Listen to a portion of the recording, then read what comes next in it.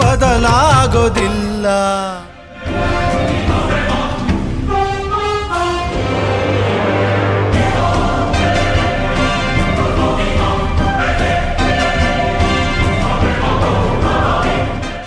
ಪ್ರೀತಿಯ ಸ್ನೇಹಿತರೆ, ನಿಮ್ಮೆಲ್ರಿಗೂ ನಮಸ್ಕಾರ. ನಾನು KJ ಹಳ್ಳಿ ಸುರೇಶ್. ಕೆಲವು ದುರಂತಗಳನ್ನ ಮಾತಾಡೋದು ಎಷ್ಟು ಕಷ್ಟ ಆಗುತ್ತೆ, ಮತ್ತೆ ಆ ದುರಂತಗಳಾದಾಗ ಕೆಲವು ಚಿತ್ರಗಳಿದಾವಲ್ಲ ನಮ್ಮನ್ನ ಎಷ್ಟು ಕಾಡ್ತವೆ, ಕಂಗೆಡಿಸ್ತವೆ ಅಂದ್ರೆ ಅದನ್ನ ಪದಗಳಲ್ಲಿ ಅಕ್ಷರಗಳಲ್ಲಿ ಹೇಳೋದಿಕ್ಕಾಗಲ್ಲ. ಅವು ಕಾಡುವಂಥವು ಮತ್ತೆ ಹೃದಯವನ್ನ ಹಿಂಡುವಂಥವು. ಈ ಜಬಲ್ಪುರದ ಬೋಟ್ ದುರಂತ ಇದೆಯಲ್ಲ, ಬಹಳ ನಮ್ಮನ್ನು ಕಂಗೆಡಿಸ್ತಾ ಇದೆ. ಅದರಲ್ಲೂ ತಾಯಿ ಮಗನ ಆ ದೃಶ್ಯ ಇದೆಯಲ್ಲ, ಲೈಫ್ ಜಾಕೆಟ್ ಹಾಕೊಂಡಿದ್ರು ಕೂಡ ಬದುಕಿಗಾಗಿ ಆ ತಾಯಿ ಮಗ ಹೋರಾಟ ನಡೆಸಿದ್ದು ನಮ್ಮನ್ನ ತುಂಬಾ ಹೃದಯವನ್ನೇ ಒಂದ್ ರೀತಿ ಕಲ್ಲು ಮಾಡ್ಬಿಡುತ್ತೆ. ಯಪ್ಪ, ಎಂಥ ದುರಂತ ಇದು, ಅಯ್ಯೋ ದೇವ್ರೆ ಅಂತ ನಮಗೆ ತುಂಬಾ ಕನವರಿಸುತ್ತೆ. ಇಂಥ ನೋವಲ್ವಾ ಅಂತ. ಸ್ನೇಹಿತರೆ, ಇದ್ರ ಬಗ್ಗೆ ಮಾತಾಡ್ತಾ ಹೋಗೋಣ.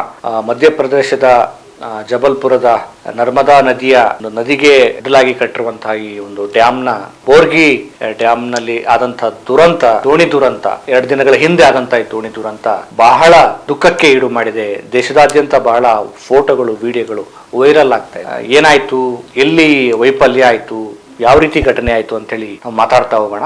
ಅದಕ್ಕೂ ಮುಂಚೆ ನೀವು ನಮ್ಮ ಚಾನಲ್ಗೆ ಸಬ್ಸ್ಕ್ರೈಬ್ ಅನ್ನ ಮಾಡ್ಕೊಳ್ಳೋದೇ ಇದ್ರೆ ದಯಮಾಡಿ ಸಬ್ಸ್ಕ್ರೈಬ್ ಮಾಡಿ, ಲೈಕ್ ಮಾಡಿ, ಶೇರ್ ಮಾಡಿ, ನಿಮ್ಮ ಅಭಿಪ್ರಾಯಗಳನ್ನು ಕೂಡ ತಿಳಿಸಿ ಅನ್ನುವಂಥದ್ದು. ಸ್ನೇಹಿತರೆ, ಮಧ್ಯಪ್ರದೇಶದ ಜಬಲ್ಪುರದಲ್ಲಿ ನರ್ಮದಾ ನದಿಗೆ ನಿರ್ಮಿಸಲಾಗಿರುವಂತಹ ಬಾರ್ಗಿ ಡ್ಯಾಮ್ ನಲ್ಲಿ ನಿನ್ನೆ ಅಂದ್ರೆ 2 ದಿನಗಳ ಹಿಂದೆ ಪ್ರವಾಸಿಗರು ಪ್ರವಾಸಕ್ಕೆ ಹೊರಟಿರ್ತಾರೆ. ನರ್ಮದಾ ನದಿಯ ಬಾರ್ಗಿ ಡ್ಯಾಮ್ ನ ದಂಡೆಯ ಮೇಲೆ ಬೋಟ್ ನ ಒಂದು ವಿಹಾರ. ಅದು ಸಹಜವಾಗಿ ಸಮುದ್ರದಲ್ಲಿ ಯಾನ ಮಾಡೋದು ಮನಸ್ಸಿಗೆ ಆಹ್ಲಾದಕರ ಮತ್ತು ನೆಮ್ಮದಿ ಮತ್ತು ಹಿತವಾದಂತ ಅನುಭವವನ್ನ ಕೊಡುತ್ತೆ. ಅದೇ ರೀತಿ ಗುರುವಾರ ಸಂಜೆಯ ಸಮಯ ಅಂತ ಕಾಣುತ್ತೆ. ಆ ಸಂದರ್ಭದಲ್ಲಿ 30 ಜನ ಪ್ರವಾಸಿಗರು ಆ ನರ್ಮದಾ ನದಿಯ ದಂಡೆಯ ಮೇಲೆ ಆ ಕ್ರೋಸ್ ಅನ್ನುವಂತ ದೋಣಿಯನ್ನ ಏರಿ ಆ ಒಂದು ಹೊಸ ಲೋಕಕ್ಕೆ ಪ್ರವೇಶವನ್ನ ಪಡೆದಿರ್ತಾರೆ. ಈ ಕ್ರೋಸ್ ನಮಗೆ ಹೋಗ್ತಿರುವಂತ ಈ ಕ್ರೋಸ್ ಮತ್ತೆ ನರ್ಮದಾ ನದಿಯ ಅಲೆಗಳು ನಮಗೊಂದು ದೊಡ್ಡ ಯಮಸ್ವರೂಪಿಯಾಗಿ ನಿಲ್ತವೆ ಅಂತ ಯಾರೂ ಕೂಡ ಊಹೆ ಕೂಡ ಮಾಡಿರ್ಲಿಲ್ಲ. ಹಾಗೆ ಪ್ರವೇಶವನ್ನ ನರ್ಮದಾ ನದಿಗೆ ಪಡೆದಂತ ಆ 30 ಜನ ಪ್ರಯಾಣಿಕರು ಆ ಸಮುದ್ರದ ಅಲೆಗಳ ಏರಿಳಿತ ಮತ್ತು ಆ ತಣ್ಣನೆಯ ಗಾಳಿಯನ್ನ ತುಂಬಾ ಎಂಜಾಯ್ ಮಾಡ್ತಿರ್ತಾರೆ. ನಾವು ವಿಡಿಯೋಗಳನ್ನು ಕೂಡ ನಾವು ಹಾಕ್ತೇವೆ. ಆಹ್ಲಾದಕರವಂತಾದಂತ ಗಾಳಿ ಮನಸ್ಸಿಗೆ ಕೊಡುವಂತ ಹಿತ, ಅದನ್ನೆಲ್ಲವೂ ಕೂಡ ಪ್ರವಾಸಿಗರು ಎಂಜಾಯ್ ಮಾಡ್ತಾ ತಂದುಮತೆಯಿಂದ ತಲ್ಲೀನರಾಗಿ ಪ್ರಕೃತಿ ಜೊತೆ ಸಮುದ್ರದಲ್ಲಿ ತಮ್ಮನ್ನ ಕಳೆದುಕೊಂಡು ಬಿಡ್ತಾರೆ. ಅಂದ್ರೆ ತನ್ಮಯರಾಗ್ತಾರೆ. ಯಾರಿಗೂ ಗೊತ್ತಿರ್ಲಿಲ್ಲ, ಅಲ್ಲಿ ಇದ್ದಕ್ಕಿದ್ದಾಗೆ ಯಮಸ್ವರೂಪಿಯಾಗಿ ಭೀಕರವಾಗಿ ಒಂದು ಗಾಳಿ ಬರುತ್ತೆ, ಅಲೆಗಳು ಉಕ್ಕೇರ್ತವೆ ಅಂತ ನಿರೀಕ್ಷೆ ಕೂಡ ಮಾಡಲಿಲ್ಲ. ಆದ್ರೆ ಅಲ್ಲಿ ಒಂದು ದೊಡ್ಡ ಎಡವಟ್ಟಾಗಿತ್ತು. ಎಲ್ಲರಿಗೂ ಕೂಡ ಲೈಫ್ ಜಾಕೆಟ್ ಅನ್ನ ಅಲ್ಲಿನ ಸಿಬ್ಬಂದಿಗಳು ಕೊಡಬೇಕಾಗಿತ್ತು. ನಾವು ಆ ವಿಡಿಯೋ ನೋಡ್ತೇವೆ, ಕೊನೆ ಕ್ಷಣದಲ್ಲಿ ಇನ್ನೇನು ಮುಳುಗ್ತೇವೆ ಅನ್ನೋ ಸಂದರ್ಭದಲ್ಲಿ ಎಲ್ಲರಿಗೂ ಜಾಕೆಟ್ ಅನ್ನ ಕಿತ್ತು ಪ್ಯಾಕೆಟ್ ಅಲ್ಲಿ ಇದ್ದಂತ ಕೊಡೋದಕ್ಕೆ ಟ್ರೈ ಮಾಡ್ತಾರೆ.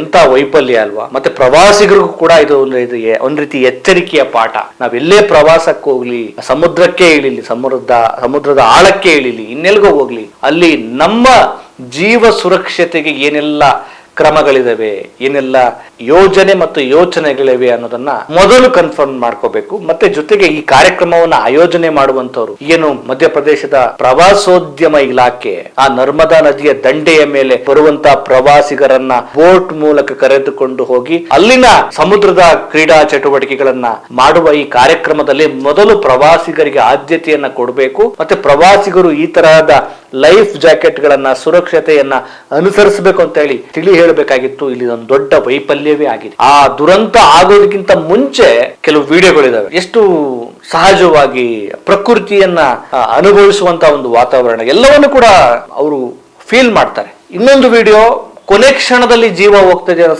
ಸಂದರ್ಭದಲ್ಲಿ ಲೈಫ್ ಜಾಕೆಟ್ ಅನ್ನ ಕೊಡ್ತಾರೆ. ಸ್ನೇಹಿತರೆ, ಅವರು ಊಹೆ ಮಾಡೋದಕ್ಕಿಂತ ಅಂದ್ರೆ ಕಣ್ಣು ಬಿಟ್ಟು ಕಣ್ಣನ್ನ ಮುಚ್ಚಿ ಕಣ್ಣು ಬಿಡೋ ಅಷ್ಟರಲ್ಲಿ ಎಲ್ಲ ಆಗೋಗ್ಬಿಡ್ತು ಅಂತಾರಲ್ಲ, ಹಂಗೆ ಪ್ರಕೃತಿ ಕೆಲವೊಂದು ಸಂದರ್ಭದಲ್ಲಿ ಯಾವ ನಿಗೂಢತೆಯನ್ನು ಬಿಡದೆ ತನ್ನ ಉಗ್ರ ಸ್ವರೂಪವನ್ನ ತೋರಿಸುತ್ತೆ ಅಂತೇಳಿ ನಾವು ಅಂದಾಜು ಮಾಡಕ್ಕಾಗಲ್ಲ. ಬೆಂಗಳೂರಲ್ಲಿ ಒಂದು ಆಯ್ತಲ್ಲ, ಇತ್ತೀಚೆಗೆ ಒಂದು 3-4 ದಿನದ ಹಿಂದೆ ಯಾವ ಸ್ವರೂಪದಲ್ಲಿ ಮಳೆ ಬಂದ್ಬಿಟ್ಟು ಫುಟ್ಪಾತ್ ಅಲ್ಲಿ ಇದ್ದಂತ ವ್ಯಾಪಾರಿಗಳು ಆ ಗೋಡೆ ಕುಸಿದು, ಬೋರಿಂಗ್ ಆಸ್ಪತ್ರೆ ಮುಂಭಾಗದ ಗೋಡೆ ಕುಸಿದು ಸತ್ತೋದ್ರಲ್ವಾ. ಅವ್ರು ಯಾರು ನಿರೀಕ್ಷೆ ಮಾಡಿರ್ಲಿಲ್ಲ. ಮಳೆ ಬಂತು, ಕೂತಿರ್ತೀವಿ, ಸ್ವಲ್ಪ ಮಳೆಯಿಂದ ರಕ್ಷಣೆ ಪಡೆಯೋದಕ್ಕೋಸ್ಕರ ಅಲ್ಲೋಗಿರ್ತಾರೆ. ಅಲ್ಲಿ ಯಮಸ್ವರೂಪಿಯಾಗಿ ಗೋಡೆನೆ ಕಾದಿ, ಇಲ್ಲಿ ಯಮಸ್ವರೂಪಿಯಾಗಿ ದೊಡ್ಡ ಬಿರುಗಾಳಿ ಜಬಲ್ಪುರದ ಈ ಘಟನೆಯಲ್ಲಿ ಮತ್ತು ಸಮುದ್ರದ ಅಲೆಗಳು ಉಕ್ಕೇರ್ ಯಾವಾಗ ಕೊನೆ ಕ್ಷಣದ ಘಟನೆಗಳು ಅಂತ ಅಲ್ವಾ, ಇನ್ ಕಷ್ಟ ಇದೆ, ನಿನ್ನ ನಮ್ಮ ಜೀವಕ್ಕೆ ಅಪಾಯ ಇದೆ ಅಂತೇಳಿ ಗೊತ್ತಾದಾಗ ಎಲ್ಲರೂ ಕೂಡ ಕೂಗಾಡೋದು ಗೊತ್ತಲ್ವಾ. ನಾವು ಎಷ್ಟೋ ವಿಡಿಯೋಗಳನ್ನು ನೋಡಿರ್ತೀವಿ, ವಿಮಾನಗಳಲ್ಲಿ ಇನ್ನೇನು ವಿಮಾನ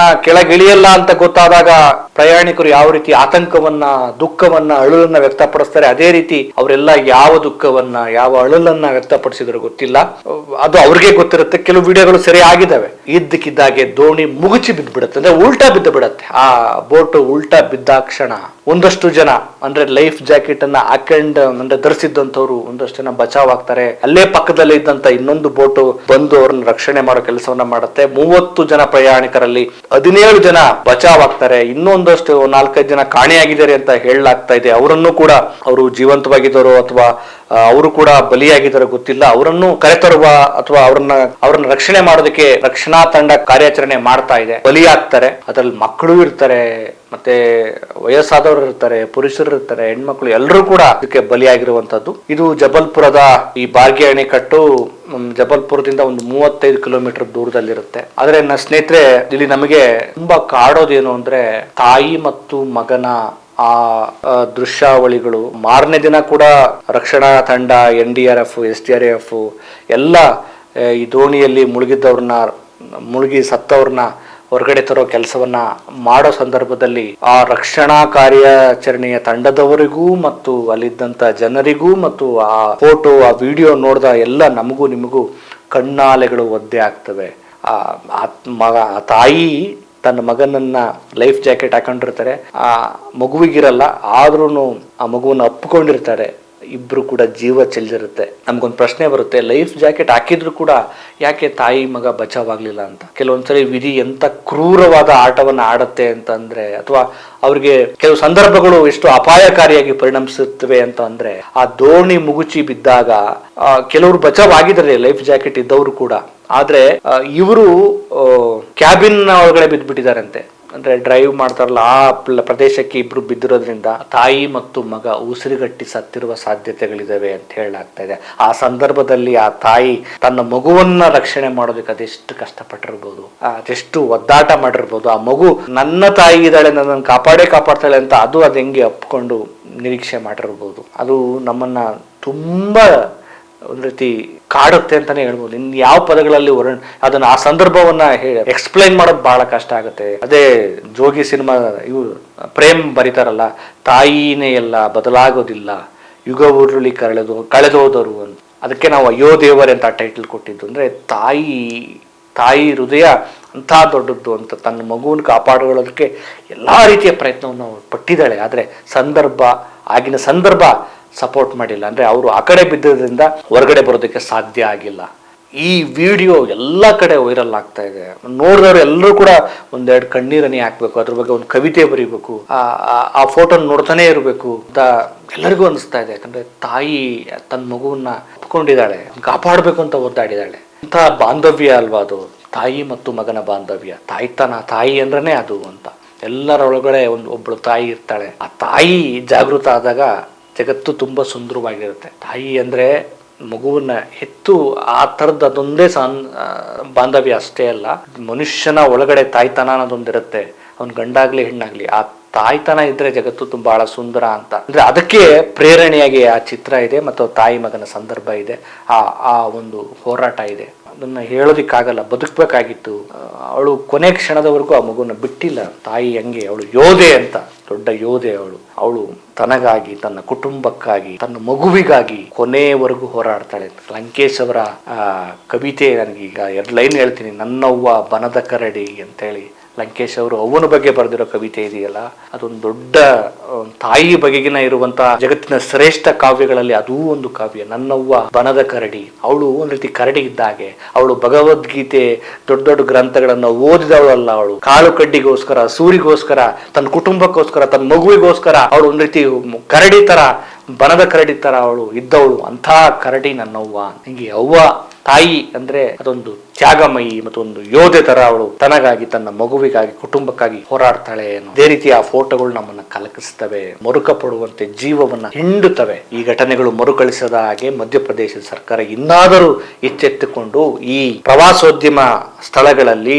ಕಾರ್ಯಗಳನ್ನ, ಯೋಜನೆಗಳನ್ನ ರೂಪಿಸುವ ಸಂದರ್ಭದಲ್ಲಿ ಪ್ರವಾಸಿಗರ ಜೀವ ರಕ್ಷಣೆಯ ಕೆಲಸವನ್ನ ಮಾಡಲಿ. ಅನ್ಯಾಯವಾಗಿ ಏನು ಖುಷಿಯಾಗಿ ಎಂಜಾಯ್ ಮಾಡಬೇಕಾದಂತ ಜೀವಗಳು ಮಸಣಕ್ಕೆ ಸೇರಿವೆ, ಜಲಸಮಾಧಿಯಾಗಿವೆ. ಅದರಲ್ಲೂ ಈ ಜೀವ ಹಿಂಡುವ ತಾಯಿ ಮಗನ ಆ ಸಂದರ್ಭ ಇದೆಯಲ್ಲ, ಅವರು ಜಲಸಮಾಧಿಯಾಗಿದ್ದು ಅದು ಎಲ್ಲ ಕಡೆ ಆ ಫೋಟೋಗಳು, ಚಿತ್ರಗಳು ನಮ್ಮ ಕಾಡ್ತಾ ಇರ್ತವೆ. ಈ ಮೂಲಕ ಅವು ಏನ್ ಹೇಳಕ್ ಹೊರಟಿದಾವೆ ಅಂದ್ರೆ, ತಾಯಿ ಯಾವತ್ತೂ ಮಗುವನ್ನ ಕೈ ಬಿಡೋದಿಲ್ಲ. ತಾಯ್ತನವೇ ದೊಡ್ಡದು. ನಮ್ಮೊಳಗೂ ತಾಯ್ತನವಿದೆ, ನಿಮ್ಮೊಳಗೂ ತಾಯ್ತನವಿದೆ.